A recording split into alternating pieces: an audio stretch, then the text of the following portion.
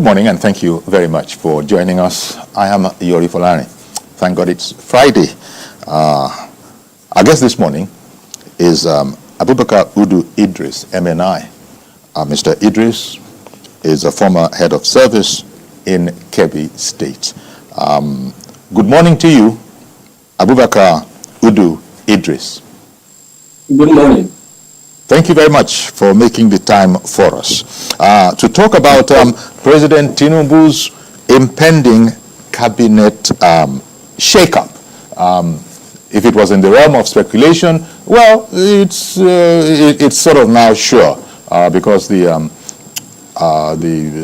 special advisor to the president on information has said that, well, he is not sure if it is going to be imminent as now, or indeed in the next month, the month of October. But one way or the other, it looks like it's been out there, and the president will indeed be shaking up his cabinet. I think we can go with that idea, can we not?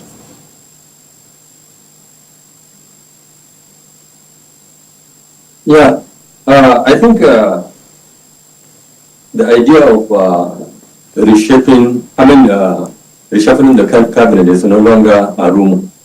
Having heard, like you mentioned, rightly mentioned, from the presidential spokesman. But be that as may, if he ended up doing it, although we don't know when, I think it's a promise made and a promise fulfilled. Because Mr. President has said it from day one that he will be reshuffling his cabinet from time to time. And I think he has even appointed an official in the person of Hajiya Adiza Balabusuma to monitor the performance of ministers with a view to tinker with the cabinet, maybe periodically or from time to time.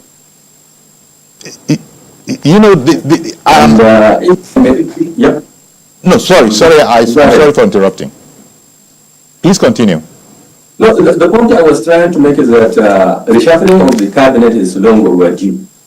Okay. For a simple reason, like the presidential spokesman said early this week, that some ministers are camera shy. They are not communicating with the yes. The part of that, governance is about the people, and the people must be involved in their own affairs.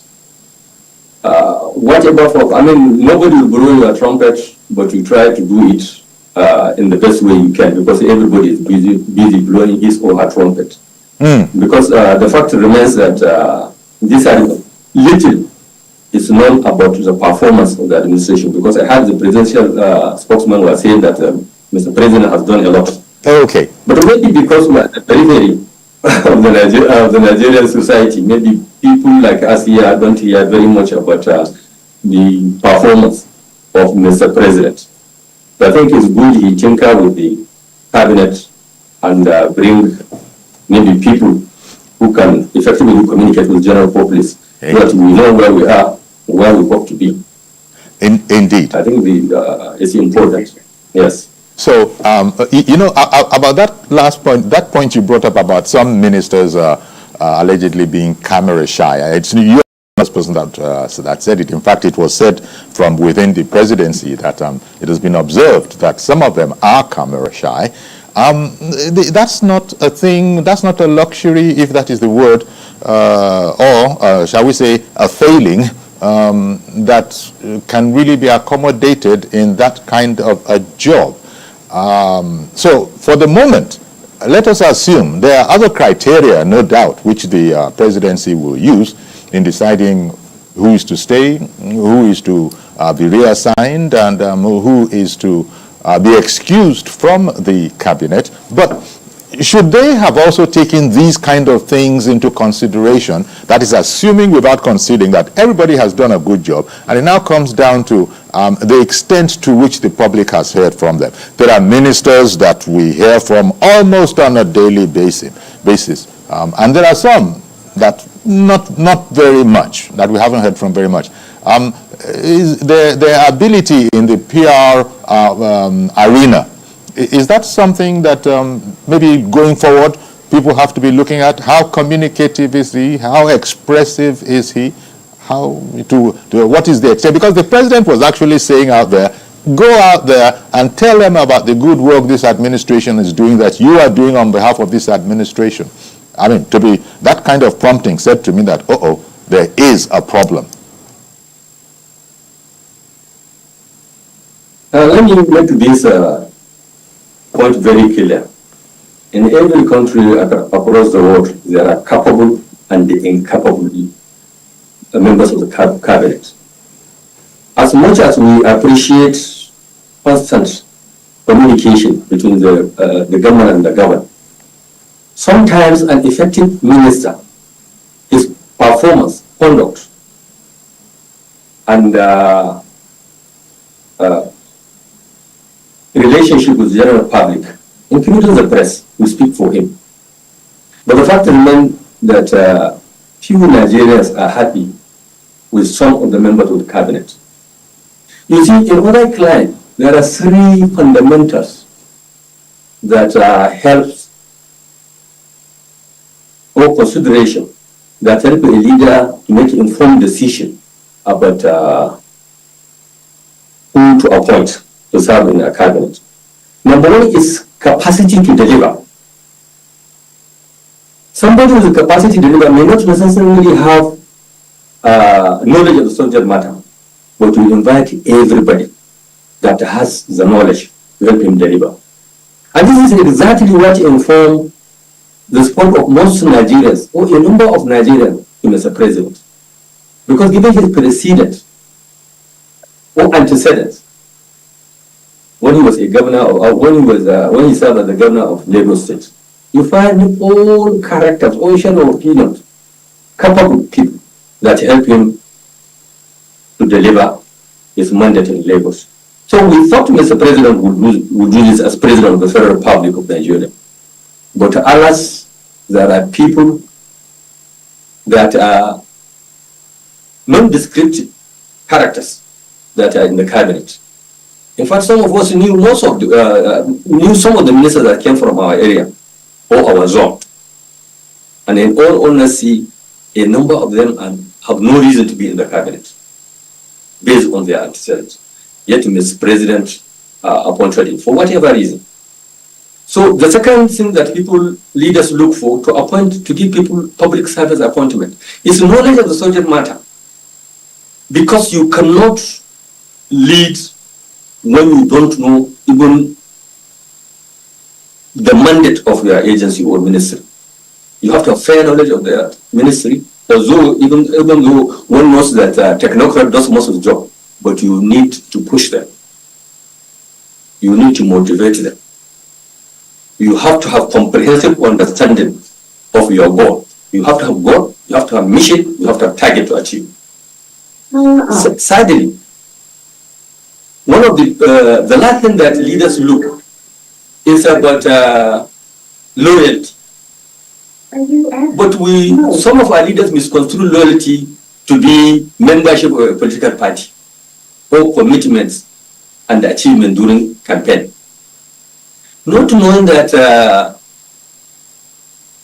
in most cases what people miss is that loyalty of a public servant is to the seats of the president or the governor or any chief of authority. As soon as you leave that place, you are almost forgotten. So loyalty should be to the constitution, not an individual, because individuals are dispensable. So, but instead of loyalty, even the loyalty I have just described, most leaders prefer hero worshiping. So this is besides the point. The truth is that most Nigerians are not happy with the composition of Mr. President's cabinet. This is the truth of the matter. And not until Mr. President is able to draw a line of demarcation between parties and politics and the governance, there will always be problem. If I could remember correctly, there was an emir we had, late emir of Gwandu, that once advised a newly sworn governor of Kebbi State. He said, Mr. Governor, if you want to give your appointment, give capable and a responsible person that can deliver your mandate.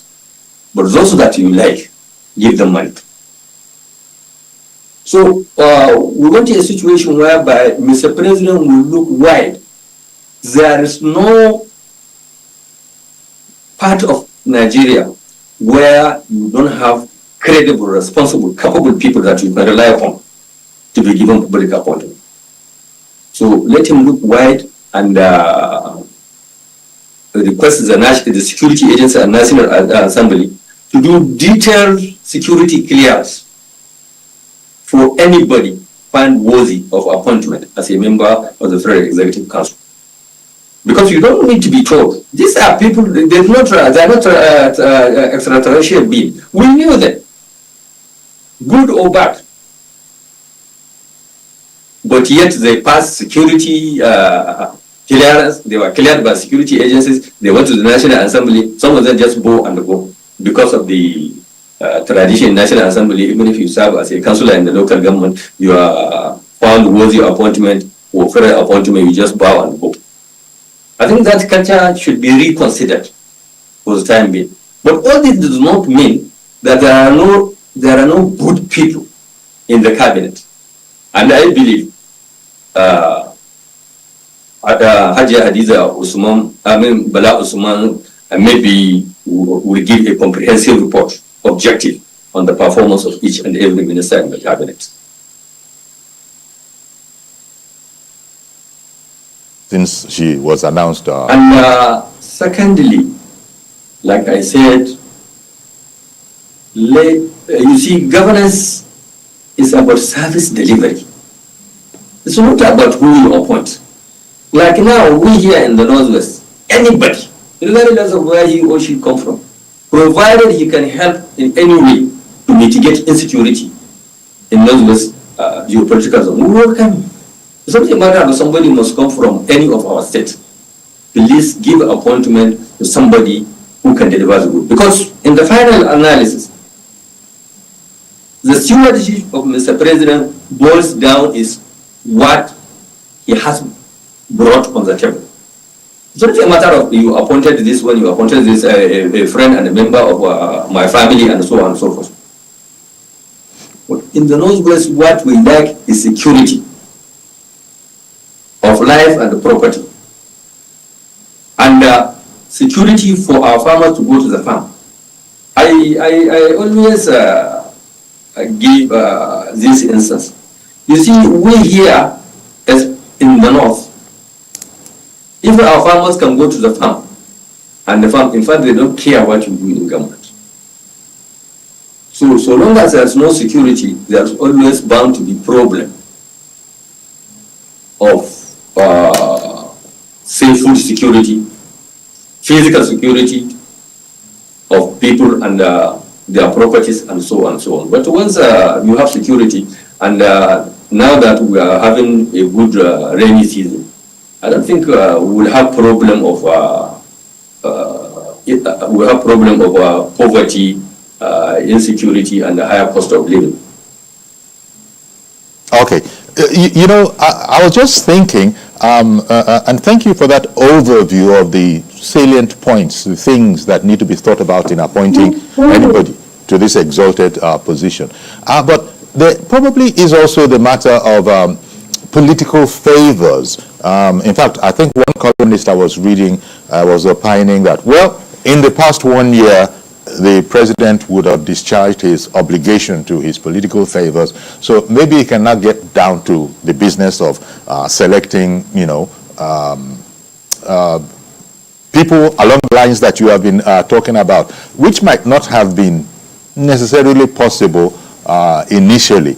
So many favors that had to be returned, as it is thought. The president can't know everybody.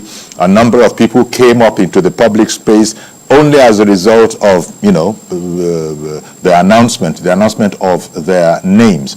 Now, here, that's where a problem is, because the president can't know everybody.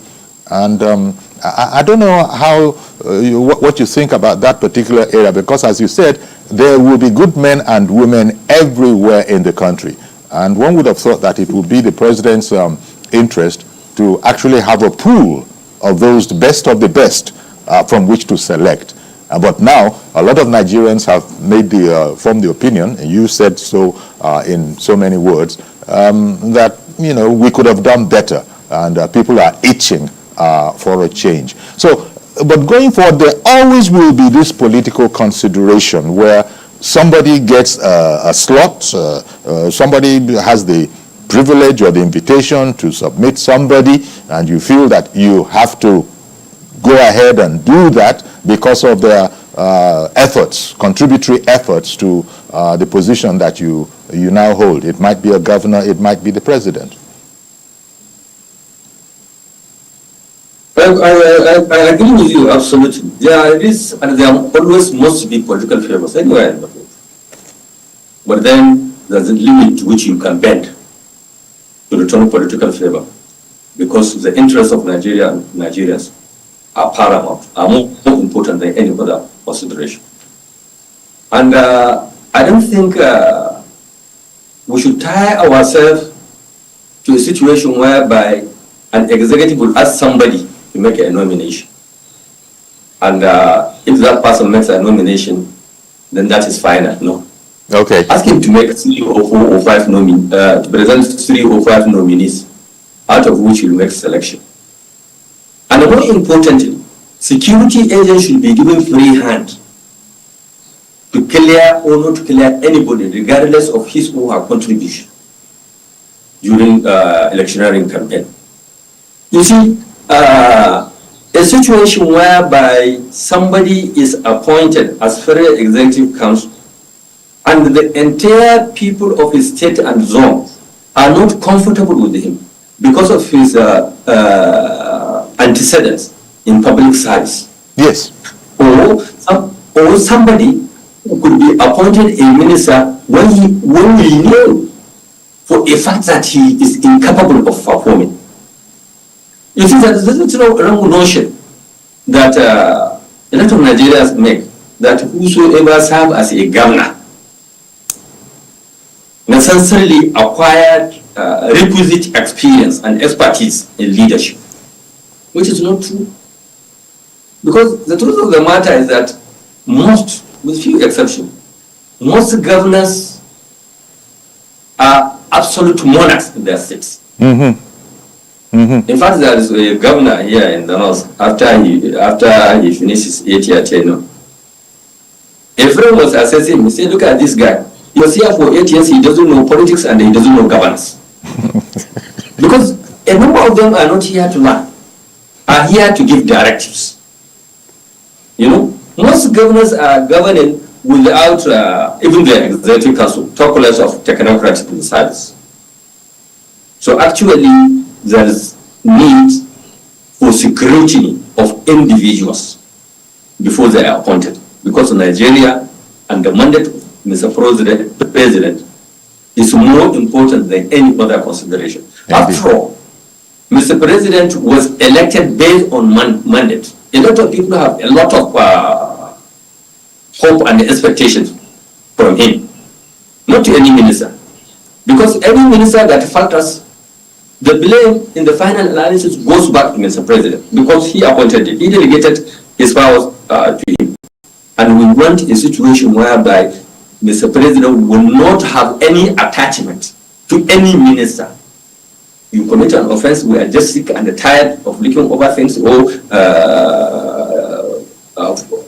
forgetting or overlooking crimes. Any minister that falters, he should be shown the way out. If he is representing a political interest, that interest is not only him that symbolizes or represented. Let him appoint somebody. In fact, Mr. President will have no excuse to appoint third-class individuals and personalities as members of the cabinet. We need the responsible, credible, and the capable people to lead this country. It should be noted Nigeria is now a trash hole for a new beginning. Indeed. Failure is not an option. Indeed. Emphasis on that word, capable, because these people, these ministers, men and women, they also have to have the ability for self-initiative. You might be as knowledgeable, let us for the moment talk along those terms, but if you're not a self-starter, there's going to be a problem because you will articulate what the objective is, what the president's direction is. But if you're not a self-starter, you probably don't realize or understand or know what to do. And if you haven't done very much, then there's precious little to bring to the public, apart from the name. There you are going as the Honorable Minister of whatever it is. So there's also that, I think you've also spoken about this competence. The president has to make sure that he can bring men of competence, because when a man is competent, he probably has a very lot to speak about. I don't want to be mentioning particular names at this place, but there are those who just are doers.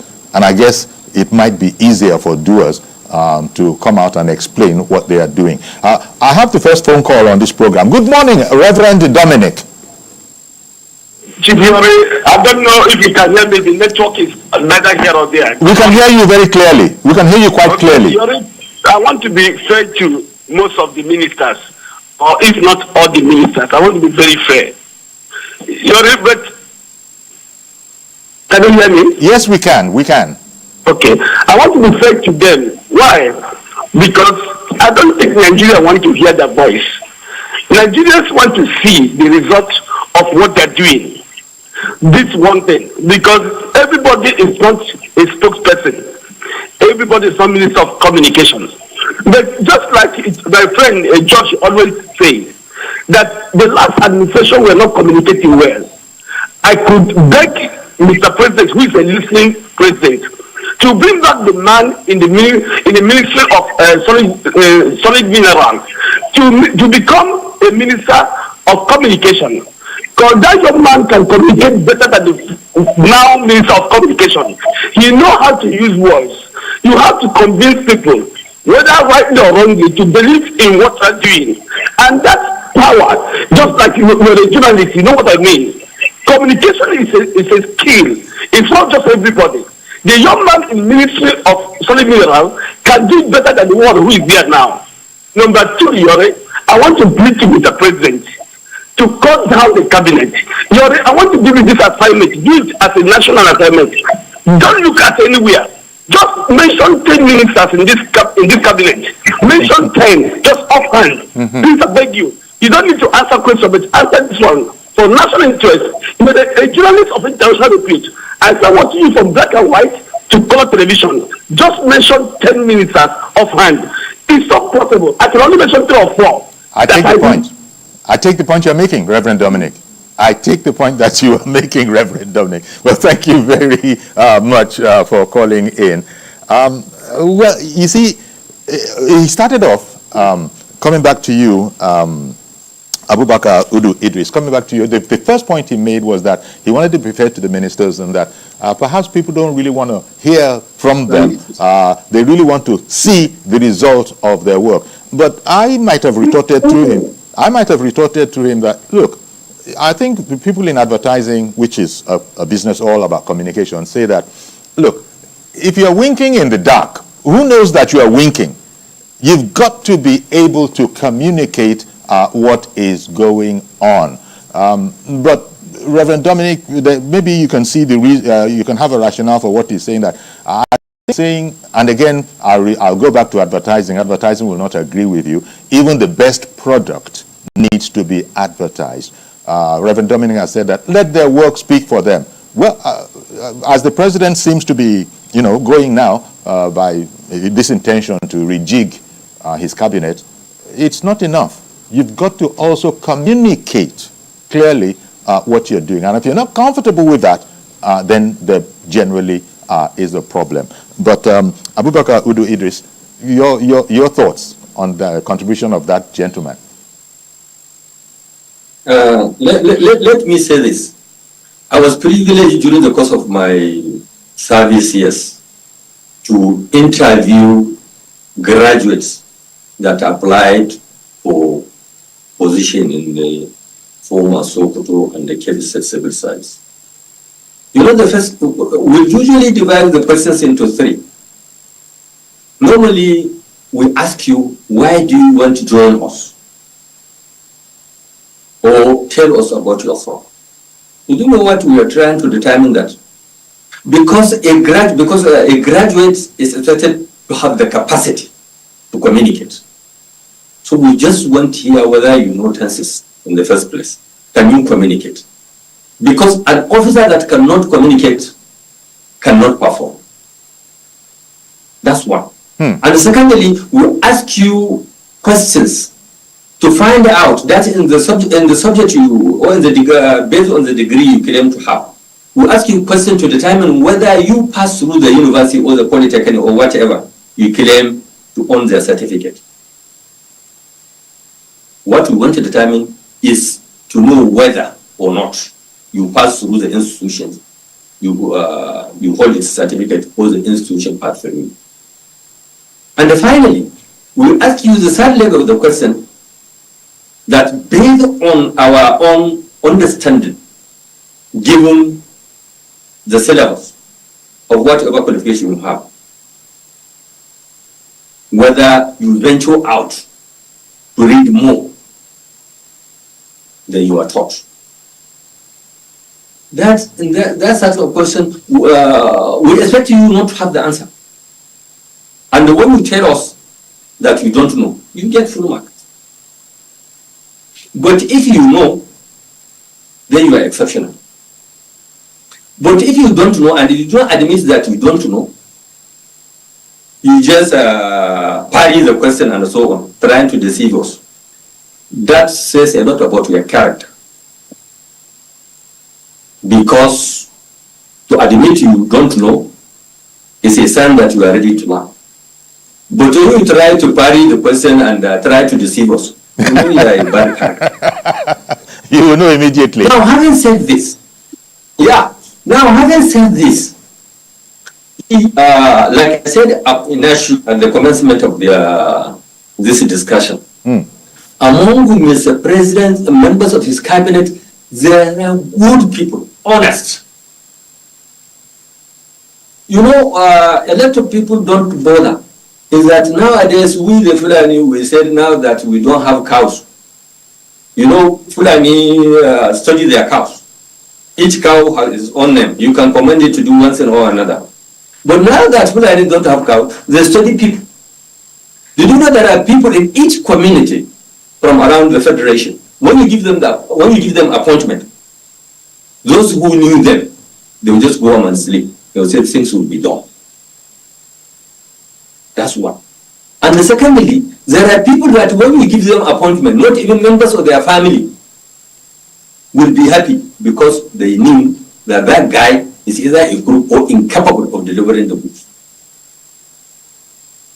So these are some of the fundamental things that the president should look for. Indeed, as you have said. Now, politics is over. The day he was sworn in, politics is over, but that does not mean that he should not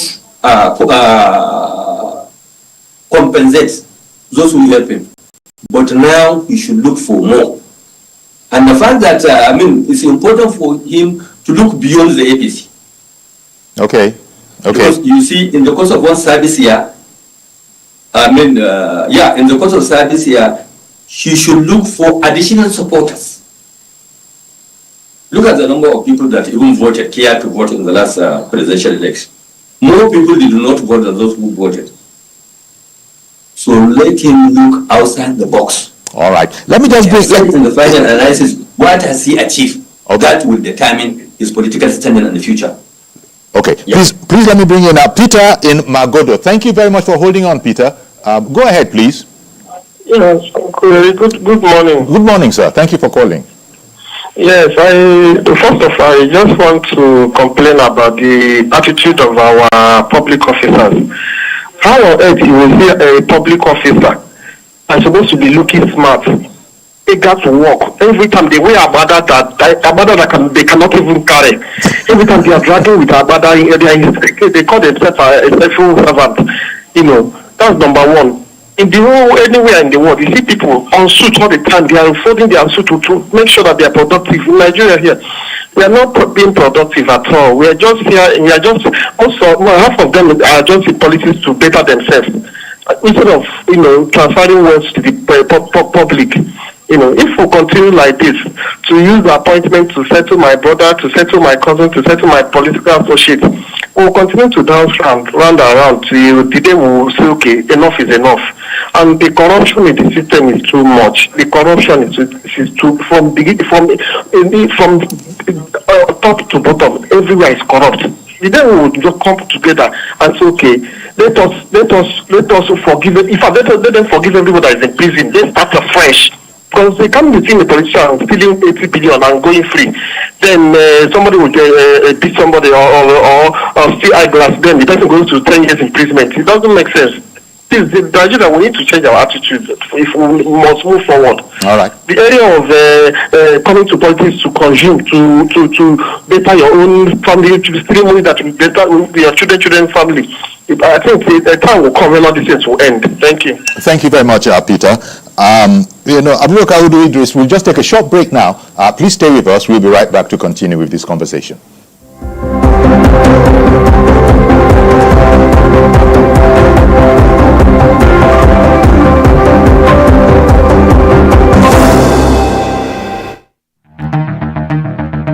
The month of September, it is dedicated to childhood cancer awareness. On the 8th of September is the International Literacy Day.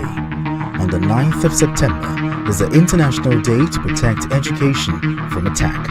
The 10th of September is the World Suicide Prevention Day, while on the 11th of September is the remembrance of the bombing of the World Trade Center in the United States, popularly known as the 9/11. On the 15th of September is the International Day of Democracy. On the 16th of September is the International Day for the Preservation of the Ozone Layer. The 21st of September is the International Day of Peace. The 23rd of September is the International Day of Sign Languages. The 26th of September is the World Maritime Day and the International Day for the total elimination of nuclear weapons. On the 27th of September is the World Tourism Day. On the 29th of September is the World Heart Day. Stay tuned to TVC News for this reports and analysis. TVC News.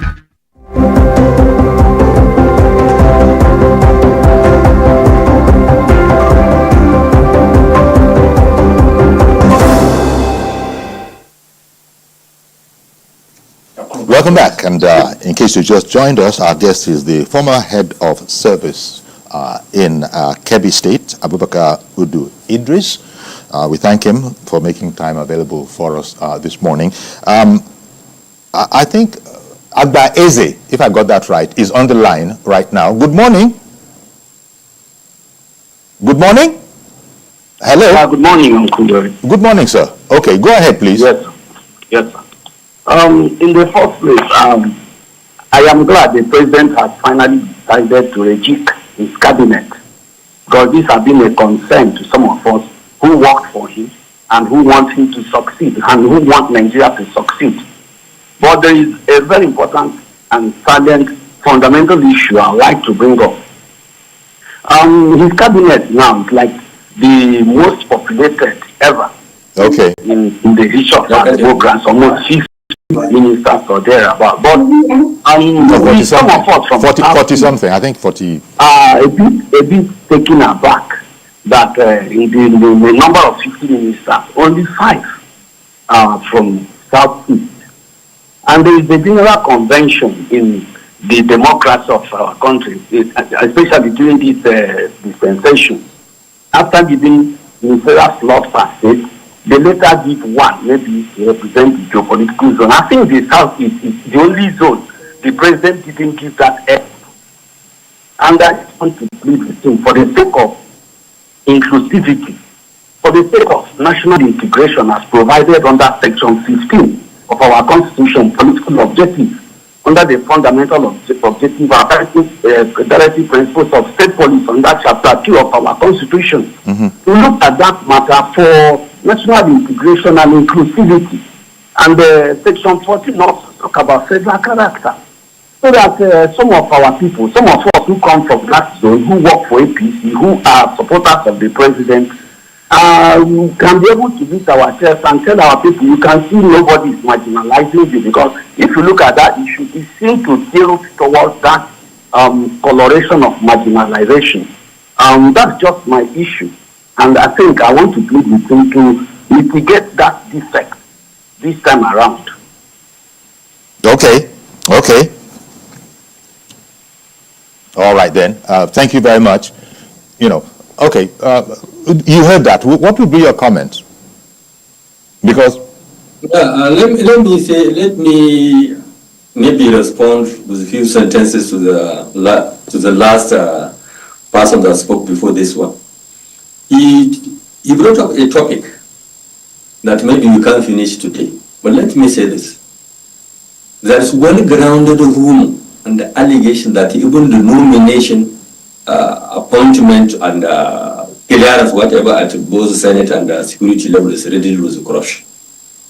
You see, the thing is this, except maybe if something gives way, it appears Nigeria or corruption is in our DNA. In fact, corruption begins well in office the day you are appointed. I think the last time members of the neighborhood of some appointees had to complain that the appointees don't allow them to sleep with the parties and so on, because winning election or being appointed to both state and the federal executive council is just another way of giving you a key to the public treasury. So Nigeria cannot go anywhere in terms of development except we turn corruption. We may not be able to eliminate corruption in our lifetime, but we can time it. And the president has to be up and doing in tackling corruption issues. Mr. George in Ikeja. Hello? Hello, Mr. George in Ikeja. Hello? Hello, I can hear you, Mr. George. Good morning. All right. Uncle Yori, good morning, and good morning to the guests. Good morning, sir. Uncle Yori, if you could give me 90 seconds, I want to continue from where Reverend Dominic stopped. Please, go ahead. There are many people that shouldn't be in that cabinet. And if you look at those that are performing, all of us, we know that they are not more than 10. Even they could even be less than 10. But those who should not be there, one of them is the Minister of Power. I want to advise Mr. President to bring El-Rufai back. Before they sent him to the National Assembly for confirmation, he came with, he already had a roadmap. He was already constituting a team. This man that is there, as we speak, Uncle Yori, there is no roadmap. All we are seeing is just being and accepting this code to make us dry. We expect power to generate more. That 200 million people can see light to use. All what he is interested is in these 3,000 megawatts we are having to make trillions out of it, giving bills of 500,000 naira to a family for 1 month. We don't want that. There are many people that during the campaign from Kuyon, there was a young man who stepped down for Mr. President, the very first person to step down for Mr. President during the primaries in APC. Such persons, bring them on. And then there are some people in the cabinet, for instance, it's not that Festus is doing very well in aviation. If I were the president, I would take him to Minister of Information, which what will happen to information dissemination in this country. When the president was giving his report the other day, many of us were surprised that we did not even know he had done much. So there is need for information dissemination. We are not getting it. It's still business as usual. If he wants to actually perform well, he should close his eyes and rise above political considerations. Like the guest said, I agree with him that the president should go beyond the APC as a party. Look for Nigerians that can do it, irrespective of their political background. That's my suggestion. Well, thank you very much, Mr. George. And also thank you for bringing up that question, that issue, the point that there's no, because as our guest said, in fact, our guest, by the way, He actually ran for elective office in 2023. He was the PDP governorship candidate in Kebbi State. So you really see that there will be good men everywhere. We'll get them where we'll get them. Mr. President has in his cabinet, even if it is just one at the moment, I'm not sure how accurate I am there, but one non APC member is quite well known up and down the land. Relating to that point, Abubakar Udu Idris, you yourself are a politician. You would have been the governor in your native Kebbi if the electorate had said so. Now, I want you to stay on that point, that look for them anywhere. Do you think President Tinubu needs to do more in that regard? Yes. Before answering your question, let me make a correction. I contested for the governorship of Kebbi State under PRP, People's Revolution Party. Oh, sorry. Under? No, I haven't said it. Under PRP? People's Revolution Party. Oh, sorry. Yes. My bad, not PDP. My bad. Yes. You see, our prayer is that may God guide Mr. President against changes without difference. I think the previous speakers had made, one of the speakers had made a point that I truly, that took me back. Did you know that most of us don't even know those ministers? Most Nigerians don't know them. That most Nigerians don't know? Don't know these ministers. Okay. Number one, there are too many. Number two, they are too quiet. Number three, nothing is coming out from most of the ministries. That's the truth of the matter. So, you see, before making the point I wanted to make, let me make this statement. Few, if any, Nigerian hates the person of President Ahmed Bola Tinubu. Nobody hates him. His problem with Nigerians is about his policies, which impact presently negatively on the life of the most Nigerians. And he did not hide the fact that there will be difficulty now, but hopefully there will be progress in the near future, which we all pray for. Mm-hmm. So let Mr. President know this. A citizen of any country doesn't have to be patriotic to pray that his president succeeds. Because failure of a president will impact negatively on everybody. Indeed. You don't have to be a politician or somebody with this or that for you to succeed. I mean, for you to feel the impact of good or bad policies. So, we pray that he will have access to people that will advise him from each and every state of the federation. We have an entire statement that are apolitical. All right. Anybody nominated for anybody, you should consult widely. Nobody is to do this today or tomorrow. I beg your pardon. It takes a week or so. I beg your pardon. Please, I have to interrupt because Ada has been on the line and has been holding on for a while. Okay. Hello. Good morning, Ada. Go ahead. Good morning. They're calling from just Plateau State. I'm glad that Mr. President has kept his promise. You know, he told us, and he also told the ministers, that anybody who doesn't perform, you will show them the way out. It's not business as usual. So I'm happy he's keeping to that his statement, you know. Having said that, I think if you ask me, I can't count more than 10 that is actually performing. But again, I'm not blaming him that much. You know, when I went back and started thinking about the politics in Nigeria, I didn't blame him any longer. You know why? Right. That first time, you have to put into other considerations, people who have to campaign and all that. But if you have done that and gave them the benefit of the doubt and they didn't perform, those people wanted you to put them, they won't hold you responsible again. You have done your own bit. So after that first year, because I read one book like that, they said after that first year, then the person has the liberty now to bring people he thinks that can do their job, since those ones have failed and he has done what he should do, then I will advise him that let him see that opportunity to downsize, especially the Minister of State.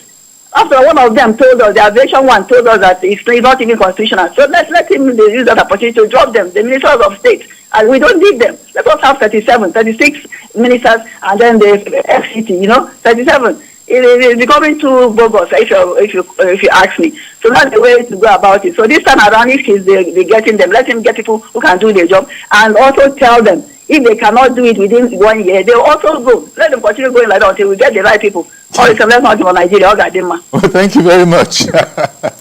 a sort of an incremental decreasing of. Yeah, the point has been made, but that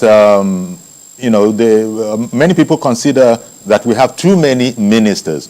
Only God knows what's going on in the minds of the presidency. I don't imagine that they would just want to have all those ministers in there if there wasn't anything doing.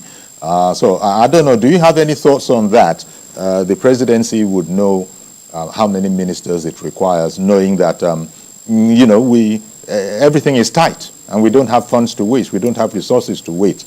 What do you think about the number of ministers? How many ministers do you think would be ideal? The number, I think the number, is it around 49 or something like that? I think the last time I counted, I don't know, we have about 48 ministers. About 48. Both senior and exactly. Junior. I don't know whether they graduated to 49. Let me say this. This time around, Mr. President has no reason to appoint third-rated people into his cabinet, because in the first place, he has almost paid all the debt he owed to those who facilitated his victory at the poll. And I think the economic reality in the country, which is not generally favorable to most Nigerians, called for downsizing of executive council. In fact, the government is the ministers are too many, there are too many. And in fact, most of them, a number of them are redundant. Because the more ministers you have, the more you take away certain duties and responsibility of a particular ministry or agency and take it to another place. The problem, the fact of the matter is we have to reduce the cost of governance. You can't be calling people to make sacrifice when you are not seen to be making any. Well, but reducing cost of governance. But as you are aware, we are constitutionally bound, aren't we? There are 24 ministries odd, allowing for a minister and his, minister of state. Probably that's how they arrived at the 48 that we were talking about. Can there really be a reduction beyond that? Does it mean that all those who govern Nigeria before Tinubu are not abiding by the provision of the Constitution? The Constitution said every state should have a minister. And there are 36 states. Which means that you should have only 36 ministers in the Federation. And I think no president before Tinubu violated this constitutional provision. Let us have 36 ministers as stipulated by the Constitution. Okay. Whether senior or junior, it must not exceed 36. Yes. Okay, that's indeed a recommendation that has come out from there. We pray so. Like I said, he had paid all his political debt. So now it's time for business. Let him deliver his mandates before his first tenure expires. All right. Well, I want to thank you very much, Abubakar Udu Idris, MNI, former head of service in Kebbi State. And thank you very much for having me. Indeed. And as I said, we're delighted to host you. I was just saying that and thank you also for your correction, that you actually contested in the 2023 governorship election under the auspices of the People's Redemption Party. Thank you once again. Thank you very much. All right, then. So that's our program then. We're going to have to leave it there. And do please join us. Our next program, our next outing is on Monday. and do have a great weekend. Bye-bye for now.